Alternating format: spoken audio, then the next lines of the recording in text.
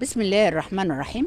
أعزائنا المشاهدين، النهاردة يوم جميل، يوم في حب مصر وجمال الطبيعة وجمال رب العز عز وجل. أما يوصف المكان ده فعلا في القرآن بأنه البرزخ أو إنه مكان ذكر في القرآن، ده الحمد لله نعمة من ربنا. النهاردة معايا شخصيات ونماذج وناس فعلا حبت العمل الاجتماعي والعمل الوطني والأعمال بصورة جميلة. معايا الأستاذة أمل حماد. ازيك يا أمل؟ حبيبتي. أمل منورة الدنيا، وأمل طبعا أخته وصديقة من سنين. عرفينا من أمل حماد وازاي اشتغلت على نفسها وازاي كانت في القبائل العربية والوقت بقيتي في شباب ايه؟ في كيان شباب الوطن. تكلمينا.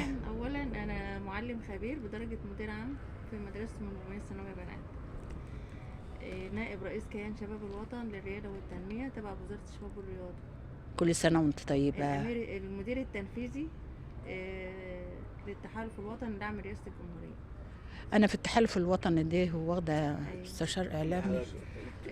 كنت مرشحة مجلس شيوخ وما توفقتش يعني. واللي خبر الحلو ان امل هتمسك لنا مديرة مكتب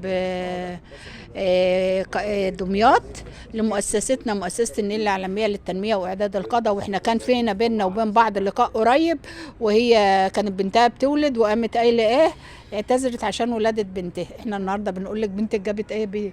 جابت ربنا يبارك لك فيه.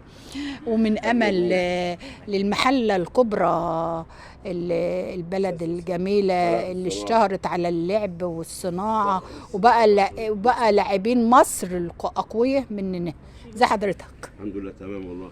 احنا طبعا المحله عندنا ناس كتيره من المحله وبنحب المحله.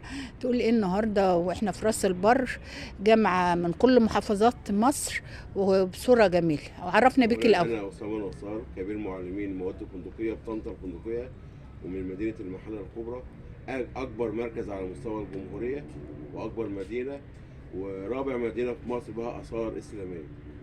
هي عندكم ايوه يا فندم. فين حته بها 365 مسجد اثري، والمكتبه بتاعتها فعلا من الاثار. طبعا عندنا اكتر من نادي.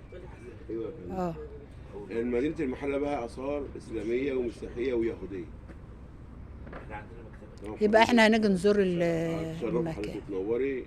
تمام حضرتك. انا من عشاق العندليب والزمن الجميل، وطبعا والشارع اكيد طبعا يعني. وتشرفت بحضراتكم وطبعا دمياط بلد غاليه علينا طبعا اكيد يعني. كل سنه وانت طيب. حضرتك طيبه يا فندم. وعرفنا بحضرتك. انا فتحي رمضان، مهندس كمبيوتر، علوم كمبيوتر من المانيا، شغال في مجال المقاولات.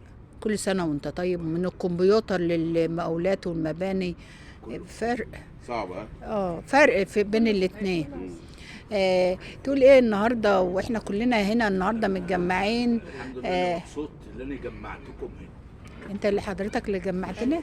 كل سنه وانت طيب وانبساطك يزيد. والسنه الجايه طبعا نبقى متجمعين كده واحنا زايرين النبي كلنا صحبه باذن الله. كل سنه وحضرتك طيب. معانا شخص تبرع